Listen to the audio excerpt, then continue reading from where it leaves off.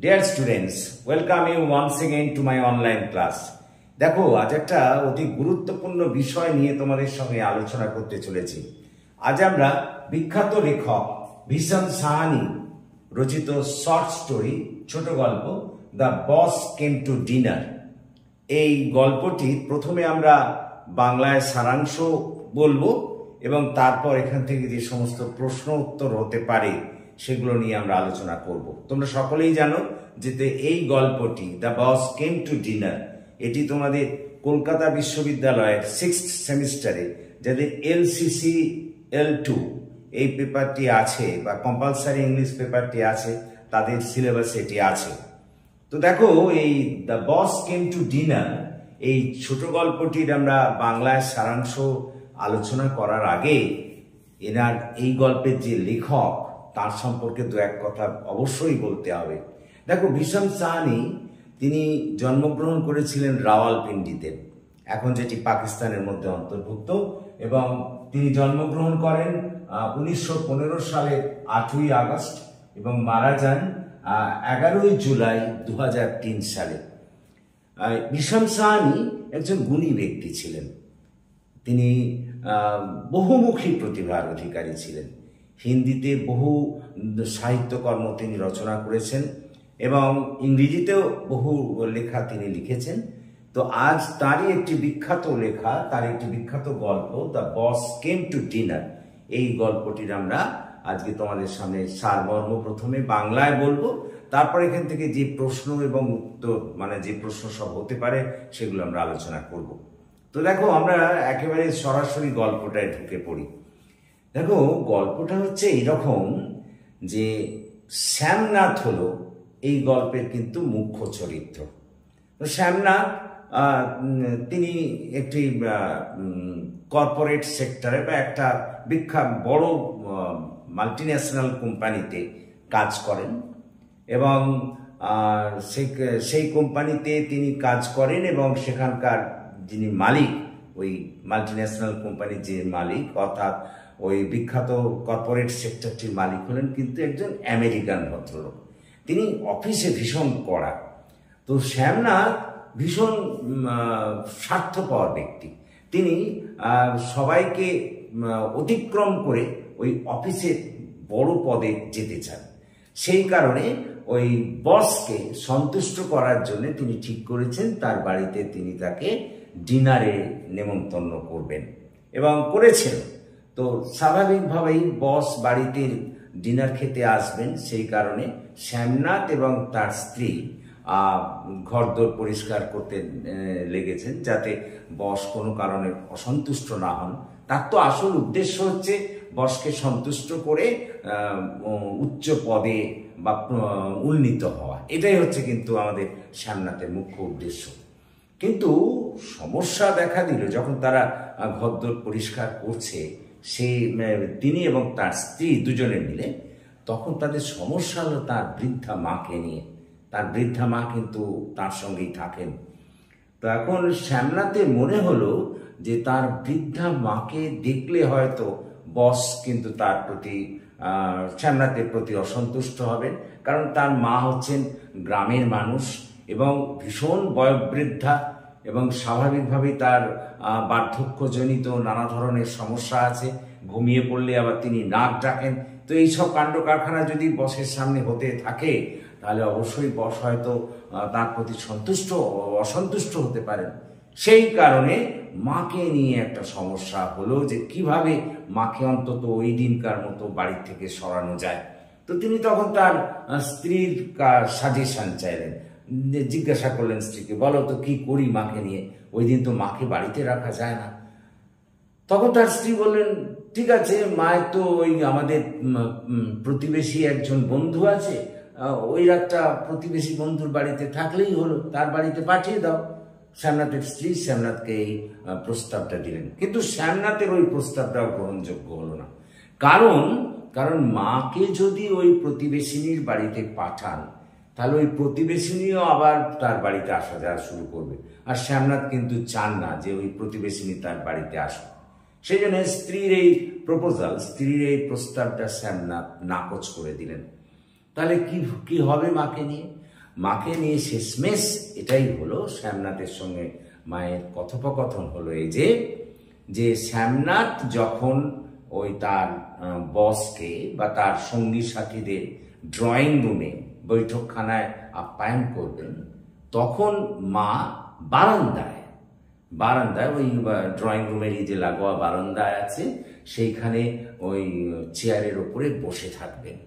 তারপর যখন কোনো কারণে বারান্দায় যদি বস এবং তার সঙ্গী সাথীরা যেতে চায়, তখন মা যেন সঙ্গে সঙ্গে বাথরুম দিয়ে তার শোবার ঘরে চলে যায়।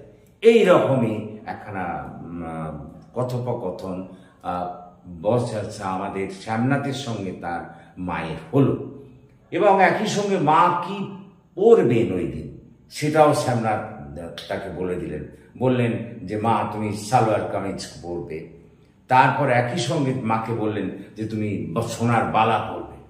তখন তার মা শ্যামনাথকে বললেন যে তুই যে আমাকে সোনার বালা পরতে বলছিস, সেই সোনার বালা তো আমার নেই, তোর লেখাপড়ার জন্য তো আমি সেই সোনার বালা বিক্রি করে দিয়েছি। তখন শ্যামনাথ চটে গেলেন মায়ের ওপর। হ্যাঁ, তাতে কি আছে, তোমার কোনোরকম বালা অনেক বানিয়ে এটা নিয়ে দেবো ইত্যাদি বলতে লাগলেন। তো যাই হোক, সেটেলড হলো এই যে মা তার মত অনুযায়ী সালোয়ার কামিজ পরবেন এবং যখন ওই বস এবং তার সঙ্গী সাথীরা ড্রয়িং রুমের ভেতরে থাকবে তখন তিনি বারান্দায় চেয়ারে বসে থাকবেন এবং যদি কোনো কারণে বস এবং তার সঙ্গী সাথীরা বারান্দায় আসে তখন তিনি বাথরুম দিয়ে তার শোবার ঘরে চলে যাবেন। আর বারবার শ্যামনাথ তার মাকে বলে দিলেন যে মা খবরদার, তুমি যেন এই বারান্দায় বসে থাকাকালীন সময় একবারে ঘুমিয়ে পড়বে না, কারণ ঘুমিয়ে পড়লে তোমার নাক ডাকে। বস যদি ওই নাক ডাকার শব্দ শোনে তাহলে ওরে বাবারে খুব ক্ষতি হবে। এরকম ভাবে নানা রকম নির্দেশ মায়ের ওপর চাপিয়ে দিলেন। তো কিছুক্ষণ বাদে সন্ধ্যেবেলায় বস এবং তার সঙ্গী সাথীরা ওই বাড়িতে এলো এবং আসার পর পার্টি বেশ জমে উঠল এবং শ্যামনাথের স্ত্রী বসের স্ত্রীর সঙ্গে এমন আচরণ করতে লাগলেন যেন তারা অনেক দিনের বন্ধু। বুঝতেই পারছো যে শ্যামনাথ এবং শ্যামনাথের বউ দুজনেরই একটাই উদ্দেশ্য যে যাতে শ্যামনাথ ওই বসকে সন্তুষ্ট করে ওই কোম্পানিতে উঁচু পদে যেতে পারে। তো সেই জন্য খুব পার্টি চলতে লাগলো। তো এই ফাঁকে পার্টি চলতে এই শ্যামনাথের বস এবং তার সঙ্গী সাথীরা বারান্দার দিকে চলে গেলেন। আর যাওয়ার সময় বারান্দায় তো মা আছে, মা বেচারি, তিনি তো বয়োবৃদ্ধা মানুষ, রাত্রির হয়েছে, ঘুমিয়ে পড়েছেন। শ্যামনাথ ঘুমোতে বারণ করেছিল, ঘুমিয়ে পড়েছেন এবং তার নাক ডাকছে। এই থেকে শ্যামনাথ তো একবারে ভীষণভাবে রেগে গেলেন কার ওপর, মায়ের ওপর। আর শ্যামনাথের বস ওই দেখে নমস্তে জি বলে মায়ের দিকে এগিয়ে গেলেন। তো ধর্মর করে তখন ওই শ্যামনাথের মা জেগে উঠলেন এবং ওই বস যে হ্যান্ডশেক করার জন্য হাতটা বাড়িয়েছিলেন, শ্যামনাথের মা তখন ওই হাত বাড়াবেন কি করে, তার ডান হাতে তো ওই রুদ্রাক্ষের মালা জপেন, সেই যে মালা জপছেন তখনও, আর বাঁ হাতটা তখন বাড়ালেন। বস কিন্তু সেই হাত ধরেই নমস্তে জি বললেন মাকে। বসের কিন্তু কোনো সমস্যা নেই মাকে নিয়ে, বস কিন্তু মাকে তার ভালোই লাগলো। এবং তখন শ্যামনাথ বলতে লাগলেন এই মা আমার গ্রামে থাকেন, ওই গ্রামের মহিলা। তখন বস বললেন ও তাহলে গ্রামে থাকেন যেহেতু, তাহলে তো নিঃসন্দেহে গ্রামের ওই লোকসঙ্গীত বা লোকনৃত্য উনি জানবেন। তখন বস আবদার করে বসলেন যে একটা লোকগীতি বা লোকনৃত্য দেখাতে হবে। তখন শ্যামনাথ তার মাকে শুরু করলেন বলতে যে তুমি একটা গান শোনাও। কিন্তু শ্যামনাথের মা প্রথমে গান গানতে চাননি, কারণ তার অনেক বয়স হয়েছে, গান গাইতে তিনি পারেন না, তারপরে গলাও ভেঙে গেছে, ভালো দম রাখতে পারেন না, কি করে গাইবেন। কিন্তু শ্যামনাথ তাকে পিড়াপিড়ি করতে লাগলেন। তখন সেই বিয়ের সময়ে যে গ্রামে গান হয় সেই গান বসের কাছে শোনালেন এবং বস কিন্তু তাতেই ভীষণভাবে প্লিজড বা খুশি হলেন। তো এরপর সবাই হাততালি দিতে লাগলো, পার্টিতে একটা নতুন মাত্রা যুক্ত হলো ওই শ্যামনাথের মায়ের গান উপলক্ষে। তারপর ব্যাপারটা একটু চেঞ্জ হয়ে গেল, মানে সাবজেক্ট অফ ডিসকাশন, আলোচনা একটু পাল্টে গেল। শ্যামনাথ তখন ওই বিভিন্ন ধরনের গ্রামের যে সমস্ত হ্যান্ডিক্রাফট আছে, অর্থাৎ যে হস্তশিল্প আছে, সেগুলোর কথা বলতে লাগলেন। তখন একটা ফুলকারির প্রসঙ্গ এসে পড়লো, এবং ওই দেয়ালি মায়েরই একটা তৈরি করা ফুলকারি ছিল। বসের সেটা খুব পছন্দ হলো। তো শ্যামনাথ বললো, আচ্ছা আচ্ছা, মাকে দিয়ে আপনাকে এরকম একটা ফুলকারি তৈরি করিয়ে দেবো। ফুলকারি মানে ওই বলতে পারো যে ওই ফুলদানি টাইপের আর কি। সেটা খুব সুন্দরভাবে এমব্রয়ডারি ওয়ার্কস করে ওই দেওয়ালে টাঙানো ছিল। সেটা দেখে কিন্তু খুব পছন্দ হলো আমাদের বসে, এবং তখন শ্যামনাথ বললো, আচ্ছা ওটা তো ছিঁড়ে পড়ে গেছে, আমি মাকে দিয়ে আবার নতুন করে বানিয়ে দেব, এই কথা বললেন। তারপর ওই সমস্ত বস এবং তার সঙ্গী সাথীরা পার্টি ফাটি সে সব বাড়ি চলে গেল। শ্যামনাথের বাড়িও নিস্তব্ধ হয়ে গেল, আর মাও ওখান থেকে গিয়ে তার সেই শোবার ঘরে গিয়ে দরজা দিয়ে কাঁদছেন, হু হু করে কাঁদছেন, আর ভগবানের কাছে প্রার্থনা করছেন যেন ছেলের মঙ্গল হয়।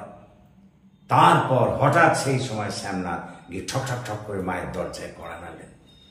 মা তো তখন ভয়ে অস্থির যে আবার কিছু তিনি ভুল করেছেন কিনা, ছেলে হয়তো এক্ষুনি এসে বকাবকি করবে। তা হলো না। সেদিন দেখলেন ছেলে খুব উৎফুল্ল, খুশি, মায়ের প্রতি খুব খুশি, কারণ বস তার মায়ের জন্যেই কিন্তু তার প্রতি সন্তুষ্ট হয়েছেন। শ্যামনাথের প্রতি যদি সামান্যতম সন্তুষ্ট হন, তাহলে কিন্তু মায়ের জন্য।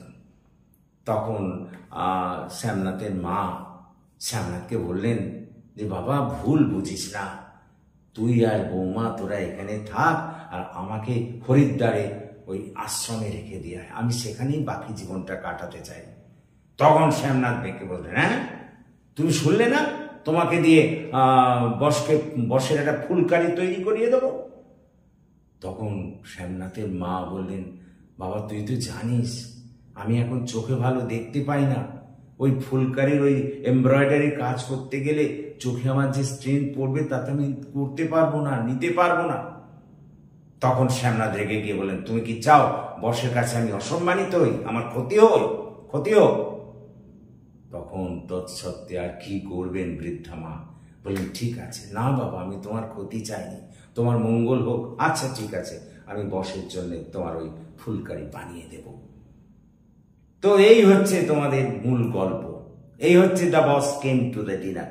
এখন দেখো এখান থেকে যে তোমাদের প্রশ্নগুলো আলোচনার জন্য আসে, সেটা প্রথমেই আসে শ্যামনাথের চরিত্র। শ্যামনাথের চরিত্র, আমরা এই যে গল্পটা পাঠ করলাম, শ্যামনাথের চরিত্রের কি কি দেখি? শ্যামনাথের চরিত্রের প্রথম এবং প্রধান দিক হচ্ছে যে তিনি ছিলেন ভীষণ উচ্চাকাঙ্ক্ষী ব্যক্তি, অ্যাম্বিশিয়াস পার্সন, ভীষণভাবে অ্যাম্বিশিয়াস পার্সন। এবং সেই জন্যই তো ওই যে কোম্পানিতে তিনি কাজ করতেন, যে কর্পোরেট সেক্টরে তিনি কাজ করতেন, সেখানে উচ্চ পদ পাবার জন্য সবাইকে টপকে ওভারটেক করে উচ্চ পদে যাওয়ার জন্য, বসকে সন্তুষ্ট করার জন্যই তো তিনি তার বাড়িতে তাকে ডেকেছেন। এর থেকে বোঝা যাচ্ছে যে আমাদের শ্যামনাথের চরিত্রের প্রথম দিকটাই হচ্ছে কিন্তু যে তিনি ছিলেন ভীষণ উচ্চাকাঙ্ক্ষী। এটা গেল তার চরিত্রের 1 নম্বর দিক। 2 নম্বর যে আমরা যে দিকটা, ভীষণ লোভী, he was very greedy by nature, এবং লোভী বলেই তিনি এই ধরনের পার্টির ব্যবস্থা করেছেন। 3 নম্বর আমরা তার চরিত্রের বৈশিষ্ট্য দেখি স্বার্থপর, ভীষণ স্বার্থপর, নিজের নিজের স্বার্থ সিদ্ধির জন্য বুড়ো মাকে পর্যন্ত তিনি তার ব্যবহার করেছেন। 4 নম্বর দেখি তার চরিত্রের যে বাজে দিকটা, মায়ের প্রতি সামান্যতম তার শ্রদ্ধা নেই। মায়ের প্রতি যে বিহেভ বা যে আচার আচরণ তিনি করেছেন, সেটা একটা ইল বিহেভিয়ার। সেই আচার আচরণটাকে মোটেই সমর্থন করা যায় না। কারণ এখানে আমরা দেখি যে বস আসবে বলে মাকে তিনি বারান্দায় এক কোণে বসিয়ে রাখার ব্যবস্থা করেছেন, এবং শুধু তাই নয়, আমরা এটাও দেখি যে মাকে প্রতিবেশিনীর বাড়িতেও তিনি যেতে দিতে চান না, কারণ তাহলে প্রতিবেশিনীরা তার বাড়িতে আসবে। তার মানে প্রতিবেশীদের সঙ্গেও তার শ্যামনাথের কোনো ভালো একটা সম্পর্ক ছিল না। এটাও আমরা দেখি বসকে সন্তুষ্ট করানোর জন্য ওই বৃদ্ধা মা, যিনি তখন শ্বাসকষ্টে ভুগছেন, দম রাখতে পারেন না, তাকে দিয়েও তিনি গান গাইয়েছেন। এমনকি চোখে ভালো দেখতে পায় না, তাকে দিয়ে ফুলকারি তৈরি করারও প্রতিশ্রুতি দিয়েছেন বসকে। অর্থাৎ নিজের স্বার্থ রক্ষা করার জন্যে মাকে তিনি নানাভাবে এখানে ব্যবহার করেছেন। সুতরাং যতগুলো নেগেটিভ অ্যাসপেক্ট আছে, নবার্থক দিক চরিত্রের, সবগুলোই কিন্তু আমরা এখানে শ্যামনাথের মধ্যে দেখি। উল্টো দিকে তার মা, যদি মায়ের চরিত্র আমরা দেখি তাহলে টোটালি বিপরীত দেখব, টোটালি বিপরীত। মা কিন্তু একজন সরল সাদাসিধা মহিলা, এবং একজন ছেলেকে মানুষ করার জন্য যা যা করণীয় তিনি করেছেন। নিজের গয়না বেচে ছেলেকে লেখাপড়া শিখিয়েছেন, এমনকি ওই বার্ধক্যেও ছেলে যা বলেছেন সেটাকেই তিনি মেনেছেন। ছেলের জন্য বসকে গান শুনিয়েছেন, কথা বলতে শ্বাসকষ্ট হয়, তৎসত্ত্বেও কিন্তু সেই দম রেখে তিনি সেই গান গেয়েছেন, এবং ফুলকারি বানানোর প্রতিশ্রুতিও তিনি দিয়েছেন। তার মানে তিনি সহজ সরল সাদাসিধে, তার মধ্যে কোনো স্বার্থপরতা নেই, প্রতিবেশীর সঙ্গে তার বেশ যথেষ্ট সহজ সম্পর্ক আছে, ছেলের প্রতি তার অগাধ ভালোবাসা। ছেলেটাকে অন্যায়ভাবে ব্যবহার করতে চাইলেও সে কিন্তু ভগবানের কাছে, ঈশ্বরের কাছে ছেলের জন্য সবসময় মঙ্গল কামনা করেছে। অর্থাৎ শ্যামনাথ আর শ্যামনাথের মা, এই দুটো চরিত্রকে যদি আমরা কন্ট্রাস্ট করি, কম্পেয়ার করি, তাহলে দেখবো তারা ভিন্ন মেরুতে অবস্থান। শ্যামনাথ সহজ সরল সাদাসিধে মানুষ নন, মা কিন্তু সহজ সরল সাদাসিধে মানুষ। শ্যামনাথ উচ্চাকাঙ্ক্ষী, মায়ের কিন্তু কোনো উচ্চাকাঙ্ক্ষা নেই। শ্যামনাথ স্বার্থপর, শ্যামনাথের মা কিন্তু একেবারেই নিঃস্বার্থপর। ছেলের জন্য সবকিছু তিনি ত্যাগ করেছেন। কতটা বোঝার চেষ্টা করো। সুতরাং এই সব প্রশ্নগুলো কিন্তু ইংরেজিতে লিখতে হবে। তোমাদের আমি বলে নিই, অলরেডি আমি যে লাইভ ক্লাস এর আগে নিয়েছি, দ্য বস কেম টু ডিনারে, সেখানে কিন্তু আমি শ্যামনাথের চরিত্র একেবারে কিন্তু লাইভ ক্লাসে তো করিয়ে দিয়েছি। তো তোমরা ওই আমার লাইভ ক্লাসের ওই ভিডিওটা দেখে শ্যামনাথের চরিত্রটা কিন্তু ওখান থেকে পেয়ে যেতে পারো। আর আমি তোমাদের কথা দিলাম, এর পরের ভিডিওতেই আমি শ্যামনাথের এবং মায়ের চরিত্রের একটা কন্ট্রাস্ট, মানে কম্পেয়ারিং, তুলনামূলক একটা আলোচনা কিন্তু একটা ভিডিও করব খুব শিগগিরই পরে। কিন্তু তোমরা আগে এই ভিডিও থেকে এই গল্পটা ভালো করে জেনে নিতে হবে। গল্পটা না জানলে তোমরা কিন্তু এই চরিত্র বুঝতে পারবে না।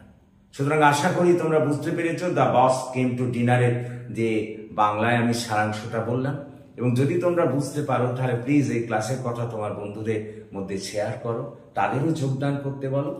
এবং তোমরা যারা এখনো আমার এই চ্যানেলটিকে সাবস্ক্রাইব করোনি, প্লিজ সাবস্ক্রাইব মাই চ্যানেল, যাতে আমি আরো এগিয়ে যেতে পারি, তোমাদের আরো ভালো করে কাজে রাখতে পারি। So that's all for this day. So good night to all of you.